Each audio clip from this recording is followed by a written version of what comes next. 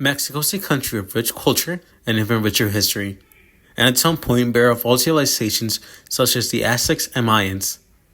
Flash forward to today, Mexico is recognized by its music, cuisine, and traditions.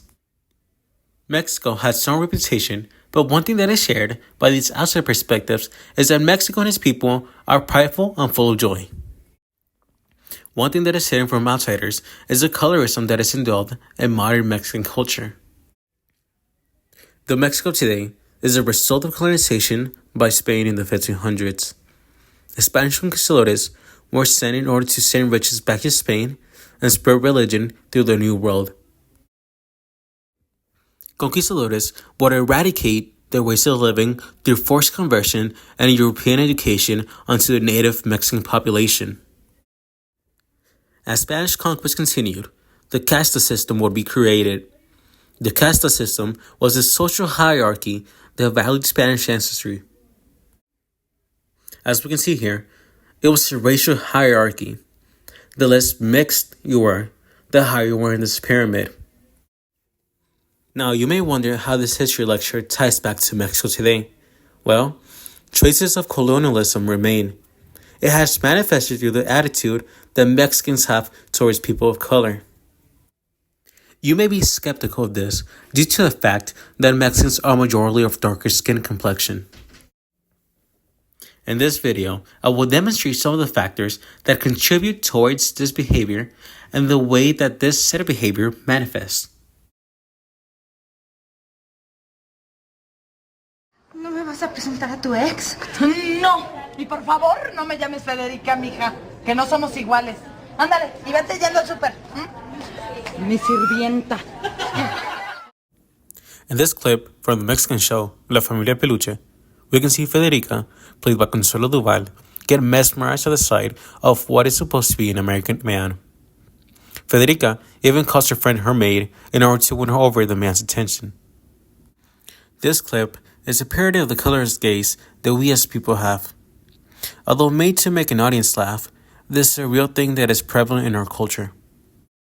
¿Aceptas por esposo a Arturo de la Barrera y Azuela? ¡Teresa! ¡No te puedes casar con él!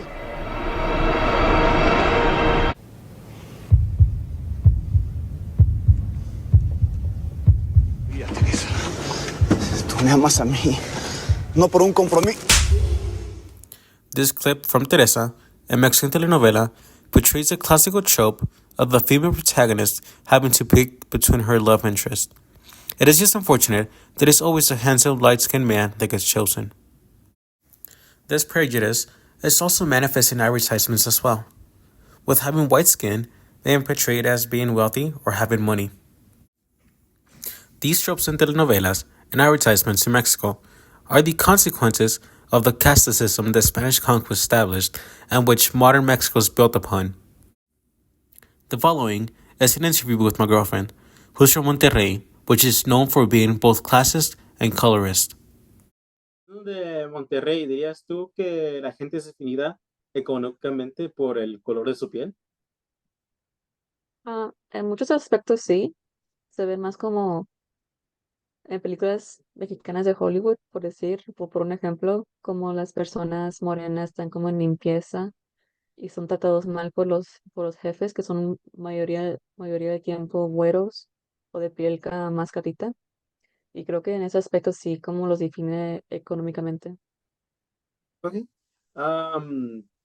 Mi siguiente pregunta sería ¿cómo es que la gente más morena es tratada a comparación de la gente que se considera o es güera? La mayoría, como en la calle, como muchos le echan el ojo a la gente morena, como por el típico de que la gente morena son asaltantes o roban o como son mala gente, así que como los que son discretos, como le echan el ojo, como no te acerques a ellos, ¿verdad? Y los que no son como discretos, son más directos y que no les importa como les hablan feo, les dicen groserías, los insultan y como pues en la calle sí los tratan mal y también como en las redes. If this problem is one that is continuously fed, how do we break away from it and get rid of this prejudice? Well, the solution is quite simple. If Hollywood hired more brown actors with a lead role, and Mexican companies hired more people of color to promote their brands, then this colorism would be alleviated by creating more pride in people of darker skin tones. We have seen this done. For example, Blue Beetle. Blue Beetle is a movie about a Mexican DC superhero, and in the movie, many Mexican stereotypes take place, but they are used in an empowering way. Mexican audiences resonated with certain scenes, and when leaving the theater, people are left with the excitement of having a superhero who is just like them. Having more representation in Mexican media is crucial for the continuation of social acceptance and growth in Mexico. It is hard for Mexicans to develop any bond without getting skin color involved. Moreno, prieto, and negrito are all terms used by Mexicans to describe other people. Given more time and representation, I believe this way of communication would be outdated and become a thing of the past.